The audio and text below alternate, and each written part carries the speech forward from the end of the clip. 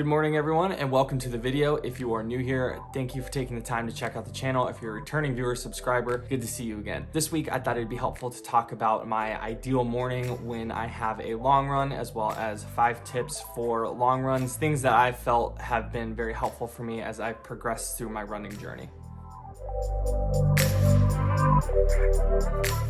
For me, most of my successful mornings start the night before, looking at the schedule for the day that I have coming up and what I have going on. If it's a busier day, that typically means I'm going to have to get up earlier to get my run done. If I have more time in the day, that means that I will have a little bit more time to start the morning, maybe later, sleep a little longer, or just start a little slower and ease into the morning. One thing that I found really helpful, especially when you're having to get up earlier, if you do have a significant other that you share a bed with, or if you have a small apartment and you have roommates, maybe you don't want to wake them up with loud alarms. If you have a fitness device, if you have a Whoop, an Apple Watch, I'm sure a lot of other fitness devices can do this as well. Set the alarm on those and have them vibrate to wake you up. It's honestly a nicer way to wake up, and it's also less noisy for those around you. It can help you get your morning started without having to affect everyone around you or the people that you are sleeping next to. One of the biggest things that I noticed has been helpful for me going into long runs the morning of is giving myself enough time to ease into the morning. That means not only having enough time to ease in so that my body's ready for the run, but also so I have enough time to eat breakfast and not feel rushed, do the things that I need to do to prepare myself without forgetting something because I am rushing through the motions, trying to get out the door so that I can get the run done. Another thing that's super helpful if you are waking up fairly early, maybe you do have to get out of the door quickly, is planning ahead and setting out your clothes, your shoes, everything that you're gonna need for that long run the night before, and just being able to throw it on is hugely beneficial for the next morning. As far as your mental load, the things that you have to now think about are lessened significantly, so it's much easier to go and just get your run done as opposed to spending a bunch of time figuring out those details the morning of, especially if it's early and you're a little groggy, still trying to figure out what you need to do. Now for breakfast on days where I have long runs, 10 miles plus, I will try to still eat and time out enough time for me to have a full breakfast. With that in mind, I will vary it so that I am eating maybe a little bit less than I typically would, or at least shifting some of the heavier foods for denser proteins and fats. I know I'm going to be getting in plenty of carbohydrates from liquids and gels and G1M Sport beforehand and during the session itself, so I'm not typically worried about getting in a ton of carbs for my breakfast leading into it. This morning I had 4 eggs and some cheese. I also drank that G1M Sport with it, and then had a little bit of cereal just to get some carbs in, but again,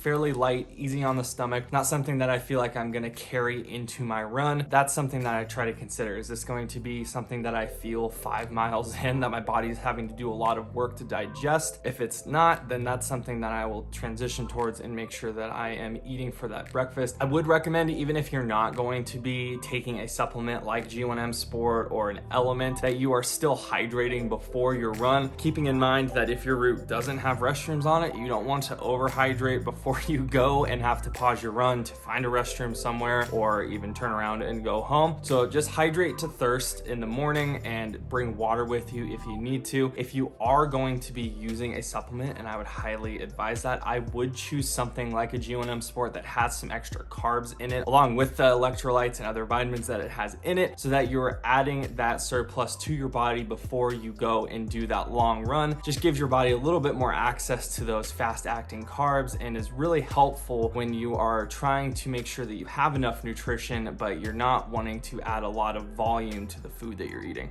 All in all, what I want to try to accomplish is to have the fuel that I need, but make sure that I'm keeping it simple so that I'm not spending a bunch of time making food in the morning, but also providing myself with a good start so that I'm not getting into that run and starving 10 miles in. Yeah, I have nutrition, but I don't want to have to carry enough gels to make up for breakfast. I'd rather just give myself enough time in the morning to eat what I need to eat and perform optimally based on that. While you can tell that my mornings are pretty basic, I don't have some hardcore routine. I basically just make sure that I get in the things that I need. I'm waking up with enough time to get ready, get the things that I need, make sure that they are either gathered the morning of or the night before so that I have them and I don't miss anything as I walk out the door, get in the food and supplements, and then give myself enough time to wake up and be fully ready ready for the run. As long as I accomplish those things, I'm not too worried about the specificity of it. It's about being flexible and getting in the things that you need when you can. Like I said, some days like today, I have the opportunity to sleep in, and so that morning is gonna look a little different than a morning where I'm getting up really early. Either way, I'm still accomplishing all of the things that I need. So if you can be a little bit more flexible while maintaining that consistency, that's something that I've found has been helpful for me. Definitely do that as opposed to having some kind of perfectly lined up, rigid morning routine that you feel like you have to execute on before you can have the rest of your day. As we get into my 5 long run tips, I wanted to also talk about the long run that I did on the 19th. That provides a lot of context for the things that I'm going to be talking about. We did a out and back run at Waterton Canyon. It was 16.2 miles, averaging 10:46 a mile. You'll see that that average is a little bit skewed because we had a big portion of climbing. The Waterton Canyon Trail is actually the very beginning of the Colorado Trail, and when we hit mile 7 is when we started the climb up the first 2 miles of the Colorado Trail before it levels off and then dips down slowly. Then coming back down the other side, it was very snowy, so we had to be cautious that we weren't slipping and sliding around, making sure that we were staying safe, as we were not necessarily in cell signal at that point and there were not a lot of people on the trail. This was a great effort. There were a lot of areas that stood out to me, and honestly, a big reason why I wanted to do this video is because during this run, there were a lot of things that occurred to me even that I hadn't thought about in a while because I hadn't done an effort like this, especially on trails. I thought that it would be super helpful to share with you all as you are going through this journey. Just things to think about that may be common sense, but might not be something that you necessarily think about, especially if you're used to doing A, shorter runs, but B, runs that are always in cell signal, always on a road somewhere. So hopefully these will be helpful for you and you can glean some insight from the things that I learned while I did this run.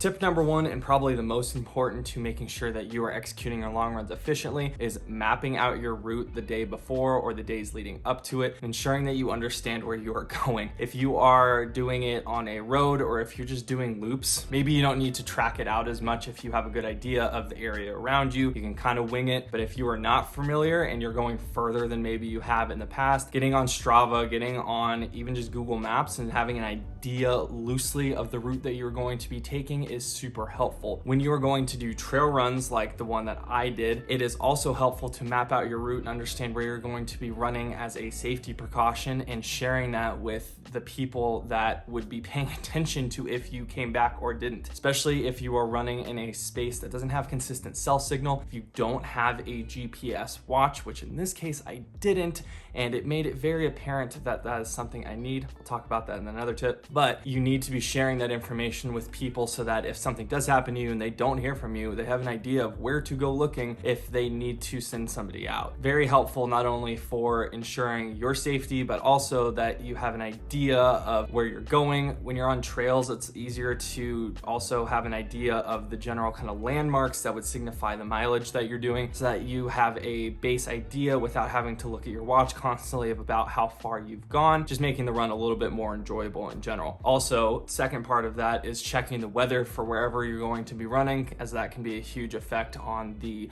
type of gear that you're going to be needing to take, and making sure that you're taking the precautions necessary for the run that you are going to be accomplishing. With that in mind, I knew going into this that it had snowed recently. It was going to be cooler in the day. There may be some mud on the trail as you get higher up in elevation, as the canyon narrows a little bit. So I opted for trail shoes specifically because I understood that there was probably going to be snow, and there was quite a bit of snow and mud. So making sure you're checking the weather as far as gear can be very helpful. If you're dealing with a Colorado summer or a place where you understand the weather and patterns fairly easily, you can take a look and understand, hey, there's going to be a thunderstorm, there's going to be a snowstorm coming in. So that can also be a very helpful variable when you're planning out long runs and having to make decisions on the type of gear that you need to take, or even if you're going to be executing that long run that day or not.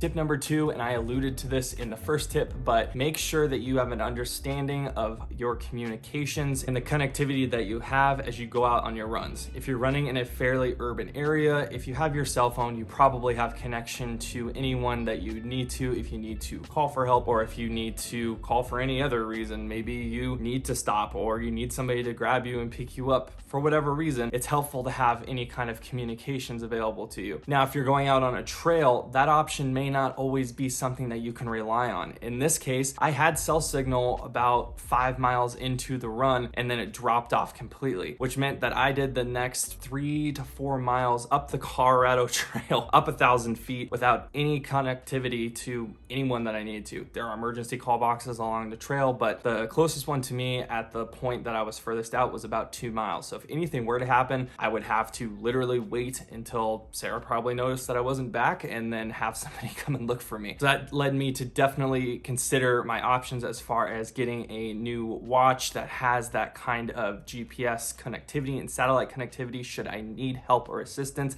I can at least send out an SOS directly from my device via satellite, not have to worry about being within cell signal at all times. From a safety perspective, that's something that not everyone considers right away, but it's something that became very apparent to me in this run, and I didn't even think about it, even though I've had experience in the mountains. So just something to consider as you are looking at doing trail races. You'd be surprised how quickly you can run out of cell signal and how soon that could become a problem if something were to happen.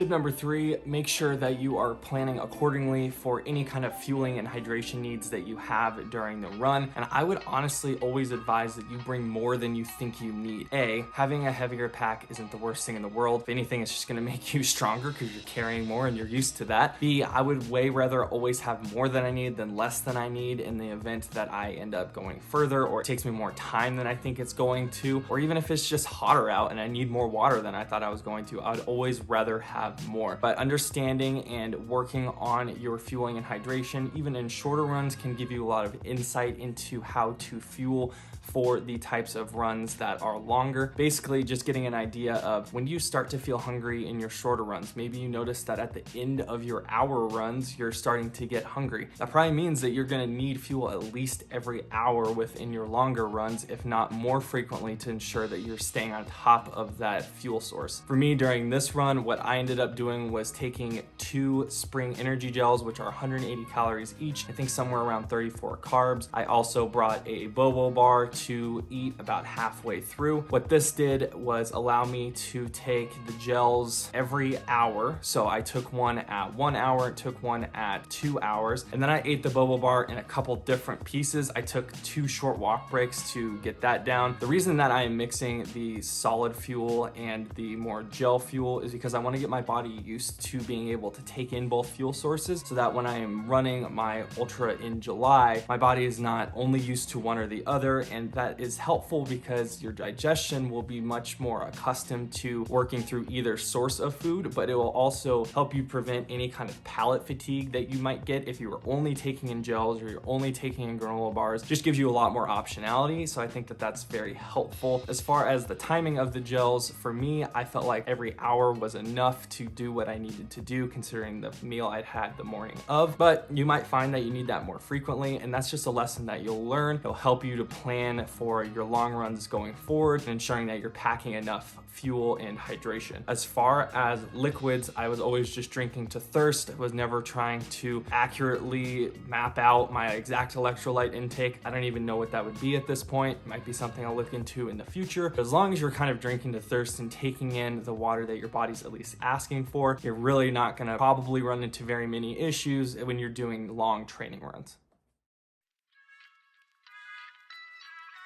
Tip number 4 is going to be pacing, and not only how you should pace, but how you should set up your expectations for pacing depending on what type of terrain, what kind of course you're going to be running. In this case, I was running a trail course and I knew that I had the Colorado Trail at the halfway point. That was going to be quite a large climb. So I set my pace expectations accordingly. That meant that I knew that the Waterton Trail up to the dam and the point where the Colorado Trail starts is fairly flat. And so I knew I was probably going to be able to keep my baseline aerobic pace, which for me, somewhere in the high 8s, low 9s, all the way up until I hit the Colorado Trail, at which point I knew I was going to be doing a lot of climbing.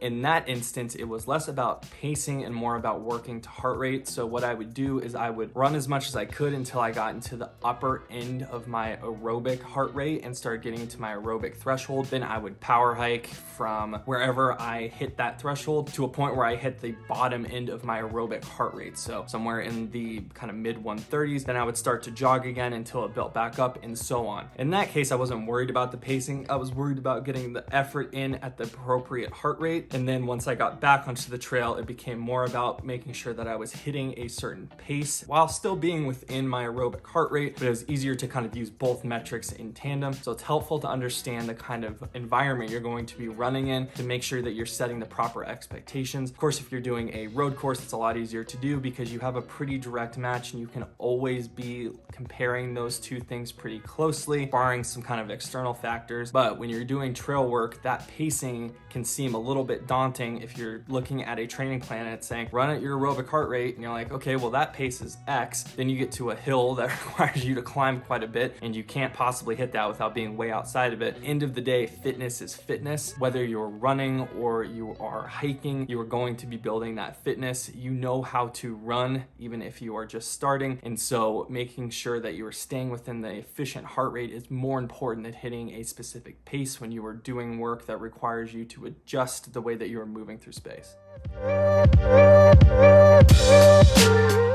Tip number 5, and probably one of the most important things to remember when you are doing any type of long run during your training, is that long runs are about building your engine, but they are also just as important for building your mental capacity for completing long-term work. What that means is while your body is going to be putting in a lot of effort and you will feel that fatigue, you are definitely also working on the mental fortitude that you have, especially as you go further and further, as your long runs become multiple hours or tens and tens of miles rather than maybe 10 or less miles. Your mentality is going to be tested just as much as your body. And that's something important to remember when you're doing these types of very long runs, that you are going to feel physically tired, but you are also going to be feeling mentally tired. And some people might not understand what the difference is between those two things. And some people may not have paid attention in their day-to-day life of which feels like what. So there are a lot of times in long runs that you will realize that you're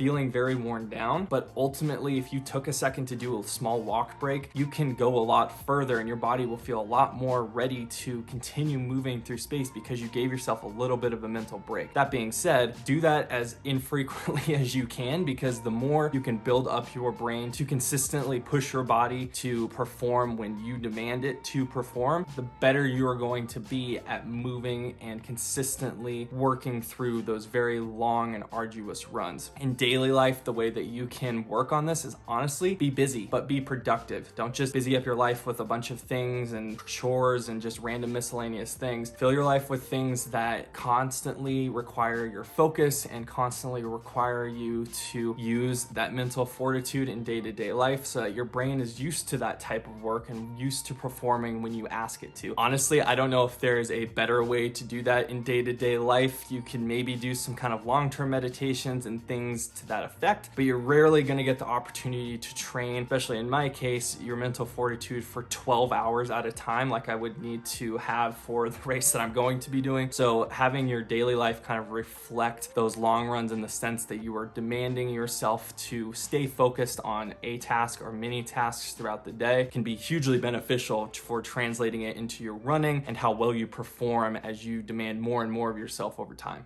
Thank you so much for watching this video. If you enjoyed it, please give it a thumbs up. If there was a tip that I didn't give that you think has been helpful for you, please leave it down in the comments so that others can learn and we can all grow together as we go through this running journey. If you haven't yet, please hit the subscribe button and turn on post notifications so that you see new videos right when they come out. Otherwise, we'll see you in the next video.